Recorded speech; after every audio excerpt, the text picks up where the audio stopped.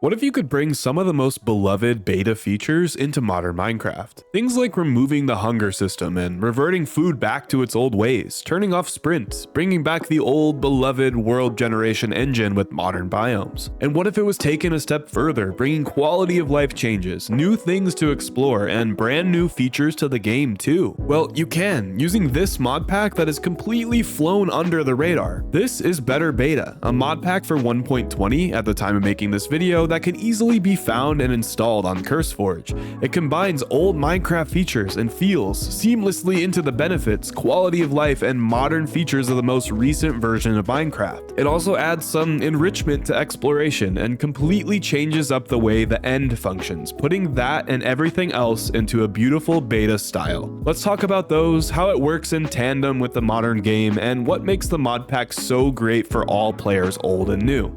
So there's actually quite a few mods at play in this mod pack, 58 to be exact, and a few of which I've actually covered before. I won't take the time to go through each one, rather we'll talk about how the game changes and brings the old Minecraft feel back into 1.20. Once you load up a Better Beta instance, let's start by talking about creating your first world. Better Beta uses the Modern Beta mod, which I've talked about before. Essentially, this combines old terrain generation, whether that's Beta, Alpha, Pocket Edition, you name it, and modern biomes and structures together. It even successfully uses the seeds from those old versions, leading to some awesome combinations with old famous seeds.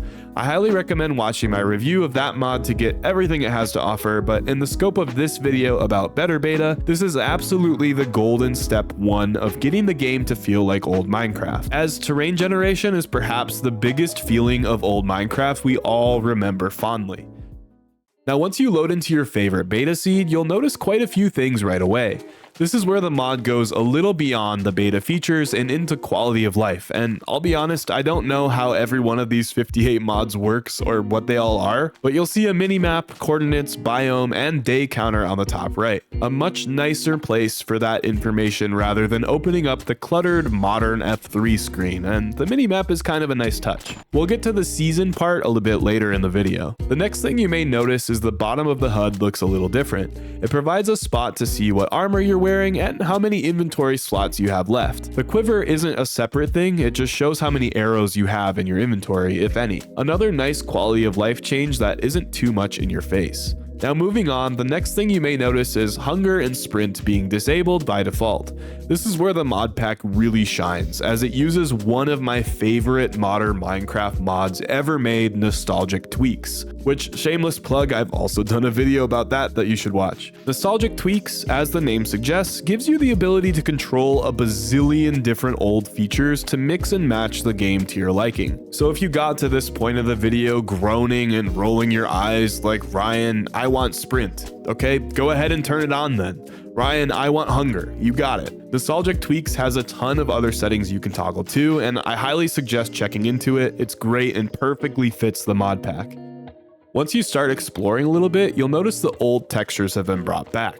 This is because the mod pack features Golden Days, a texture pack that combines with programmer art to bring back the exact feel of beta Minecraft with every modern texture in the game. As far as music goes, it removes anything that wasn't created by composer legend C418, so you're always hearing the most nostalgic tunes as you play. You're starting to see how some of the best Golden Age style Minecraft mods and packs are being utilized in perfect harmony to create a polished, nostalgic experience. I was so excited when I found this mod pack, man. There are plenty of other quality of life things built in, such as roughly enough items for all crafting recipes, special block and other item information, and tons of optimization and lag reduction mods.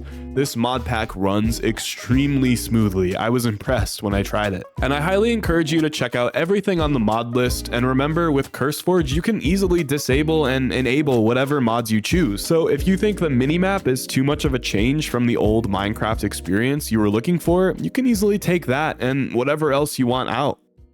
There are a few ways that the Modpack takes things beyond a vanilla Minecraft experience, but in a way that preserves the nostalgic feeling while doing so. First off, the Modpack contains the Seasons mod, which obviously adds the 4 seasons to Minecraft for 28 in-game days each. Each season comes with its own weather and textures. For example, in the winter season, in a biome with hot temperature, it will become more rainy. In the fall, the leaves change colors. Crops grow slower in the winter and faster in the spring and summer.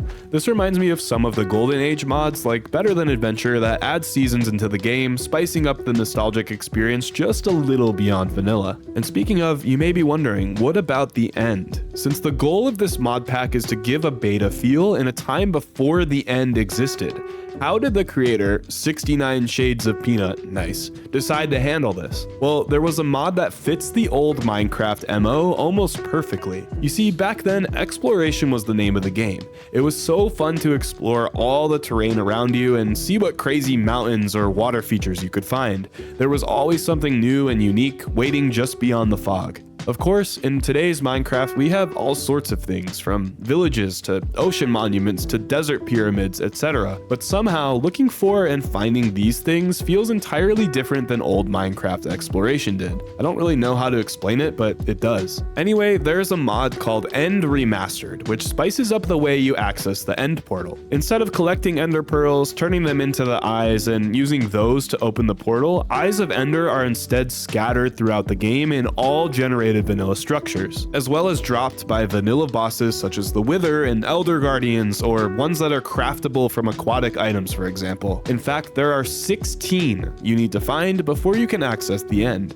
This makes the end feel like, well, the actual end of the game and a huge sense of accomplishment, rather than one of the first things you have to waste time doing just to get the elytra.